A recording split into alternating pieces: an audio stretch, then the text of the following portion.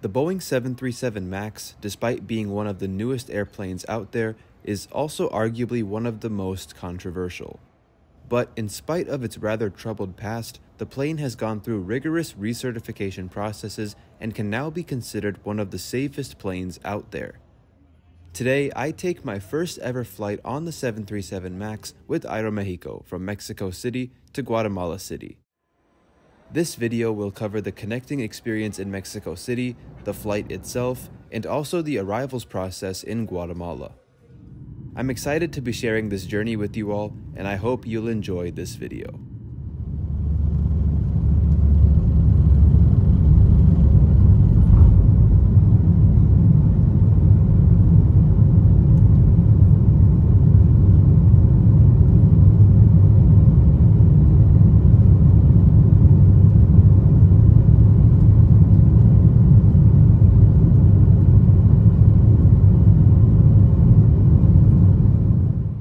We'll pick up where we left off a few weeks ago, arriving at Mexico City's Terminal 2 from Chicago. Even if you're just connecting, all internationally arriving passengers must clear immigration. Today, the process took no longer than 10 minutes, but this of course varies depending on how busy the airport is. After clearing passport control, everyone has to proceed to baggage claim. Before you leave baggage claim, you have to put all your bags through a quick screening, which doesn't take very long.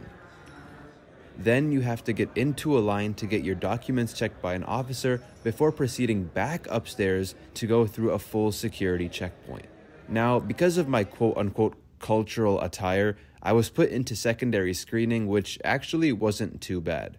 Despite my bag being completely searched, the officer was ironically the friendliest person I met during my entire time in this airport.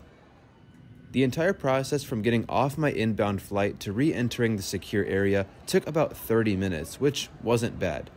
However, I will say, compared to the other international connecting experiences I've had, such as in Doha most recently, I felt some parts of the connection process in Mexico City were a bit unnecessary, but nothing to really complain about.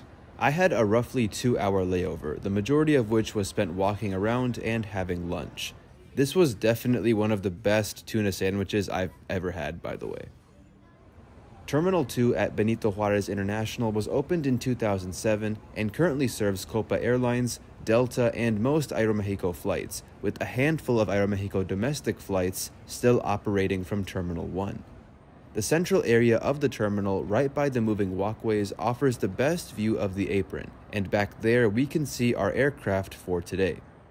Today we're flying the first ever 737 MAX delivered to Aeromexico, a MAX 8 registered X-Ray Alpha, Mike Alpha Golf. Ever since Aeromexico took delivery of this plane in 2018, its fleet of 737 MAX aircraft has grown to 51 planes, with 8 more on order. What a symbolic scene this was to capture all of these 737 MAXs on the apron right alongside the first one ever delivered. Terminal 2 isn't very big, meaning it's pretty easy to navigate even for first-timers like myself. But that also means it tends to get rather crowded during peak hours. The architecture of the terminal is also really unique. Despite all the natural light, it feels like you're trapped inside a steel box, but you let me know what you think of this design. This afternoon, we'll be on board Aeromexico 678, the second flight from the bottom. I also have to say, I'm a big fan of these ticket jackets that Aeromexico hands out. I really wish more airlines would do this, just like the good old days. Boarding started about 30 minutes prior to departure, and I would be boarding in Zone 5. Despite boarding being divided up into zones, you can expect the process to still take a good amount of time because the line always stops and moves pretty slowly.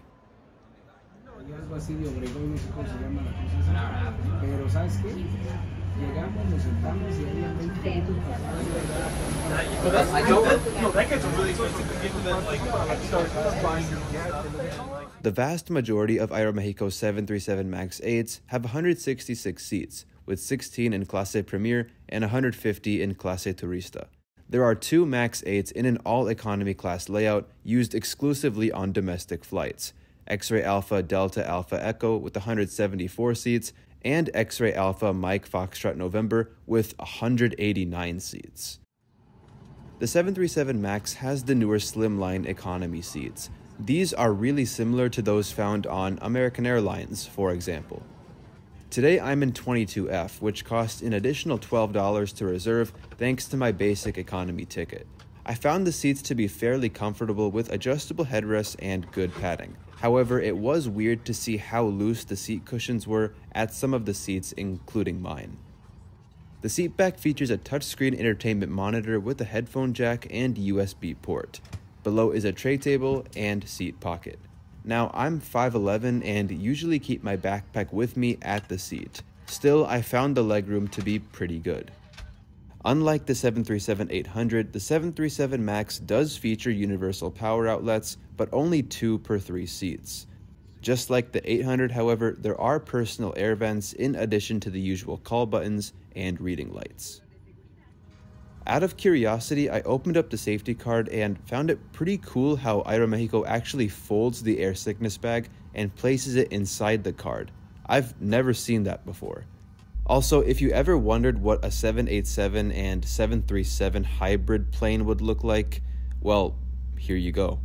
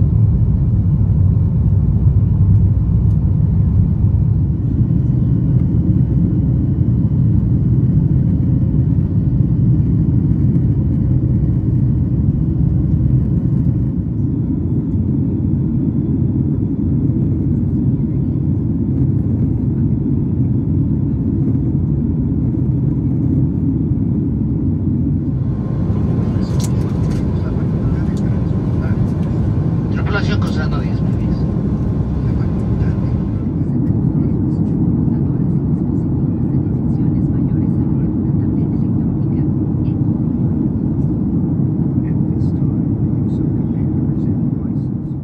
Aeromexico's entertainment system is rather organized and easy to use. I especially like the fact that if any kids are using the system, they can simply switch the system to kids mode at the push of a button. The system can only be controlled by touching the screen, and the main adjustments are located in the bottom right corner.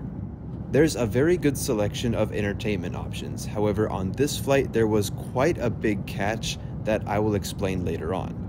A really cool feature of the entertainment systems on these newer planes is the presence of Bluetooth connectivity. So theoretically, you don't even need to plug earphones into the system. You could pair your own wireless headphones or AirPods to the system, which is a really cool new feature that many airlines like United have rolled out recently. Another part of the entertainment system that interested me was the About tab, and especially the fleet section. Aeromexico has quite a sizable fleet of just under 150 planes, and I never previously realized that its mainline fleet consists of only Boeing aircraft. The About tab also features a section on Aeromexico's destinations, and while scrolling through this out of pure curiosity, I noticed something rather strange. Two cities that I could tell at least are totally missing from the US and Canada destinations, notably Denver and Chicago.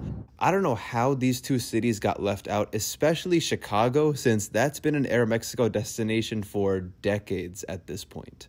There's also a section on travel documents, but it's basically useless because it's literally just pictures with no real explanations of what documents these are. Whatever. Another feature of the entertainment system is the ability to message other people at their seats, and of course a 3D interactive in-flight map. The map is very high quality, and there are various ways to adjust it if needed. Of course, there are also various viewing options, and up here you will find all of the flight metrics that are displayed in both the metric and imperial systems. Another awesome feature is the ability to see what major cities you're flying by, and also read some information about what makes those places unique. There's also a world clock and an overlay that shows your distance from either your destination or any of these Aeromexico destinations listed here. One common drawback that I've noticed across many entertainment screens on various airlines is that the screens are all fixed in place, so you can't tilt them. But in reality, this is what it looks like when the seat in front reclines, so the viewing angle doesn't get super distorted. And a nice perk about this flight that I surprisingly had on both flights back to the States 2 weeks later as well was that the middle seat remained empty, meaning I had all the more room to store my belongings and also stretch out.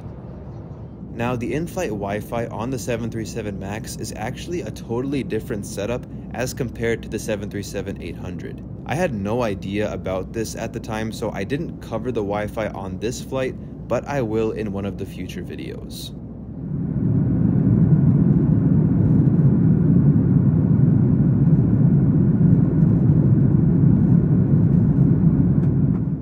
Earbuds were offered by the crew, but I decided not to take them.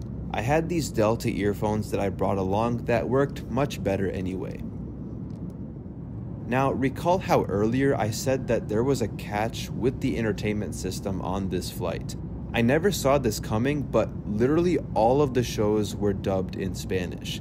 Now, this is not the case for all Aeromexico flights. I'm assuming that because we're flying between two majority Spanish-speaking countries, by default, most passengers will speak Spanish, hence why everything is dubbed in Spanish. I'm assuming that's why this happened. The weirdest thing was that there were options to change the language and even the subtitles, but they weren't working on this flight. In anticipation of the refreshment service, I opened up my tray table only to realize this is pretty much half the size of the one on the 737-800, which was weird, but then again, for this flight where this was the extent of the service, it wasn't such a big deal. I went with water as my choice of drink, and all passengers received a small packet of peanuts. Service-wise, on a 90-minute flight, this is really similar to what you'd get in the States, and I wasn't expecting much anyway.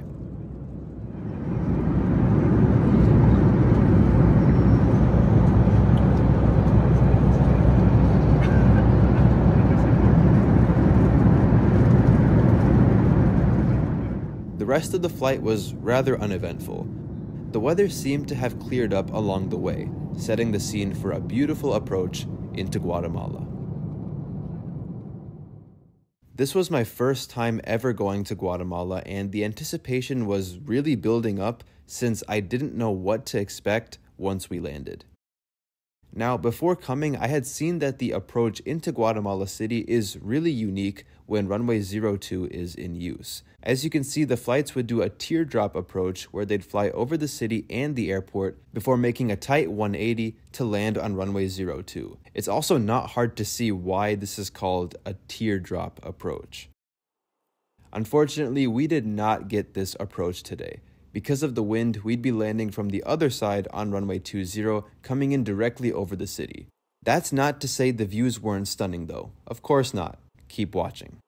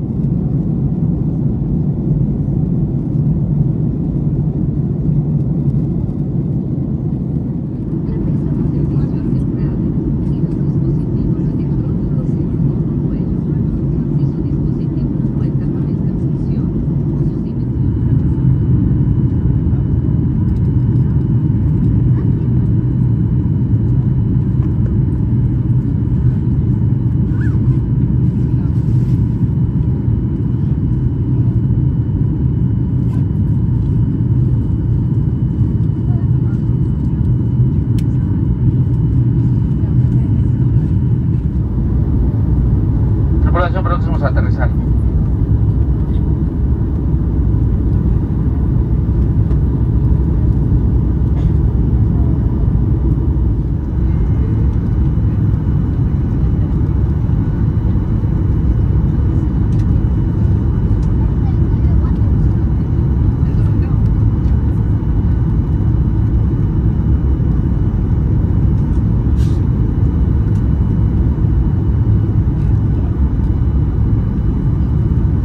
Joking about rainy season. My rain jacket's in my carry. So is mine. They're in my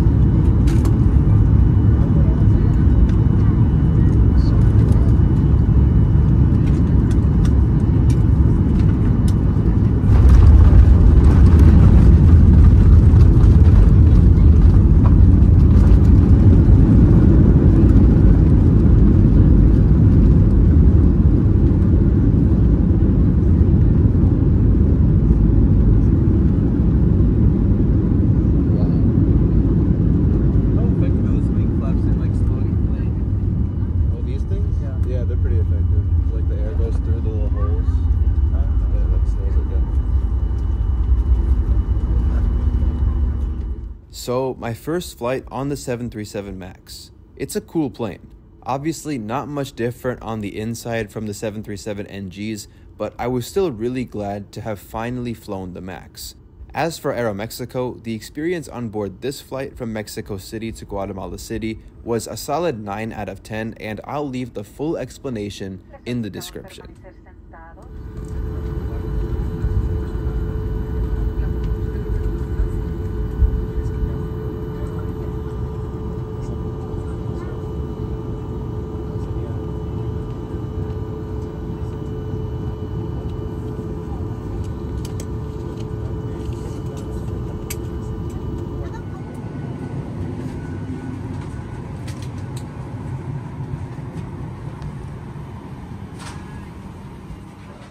The arrival process into Guatemala is a little convoluted, but nothing horrible. Of course, you're supposed to fill out a declaration upon arriving in the country, which should be handed out on board your flight. Now today, even though the crew did walk around handing out declarations, I for some reason didn't take one, which didn't really matter since everyone fills one out anyway before passing through customs. The arrivals channel takes you past some bathrooms and also currency exchangers before some escalators take you down to the customs hall. It's here where if you haven't filled out the declaration, you do it and then pass through passport control.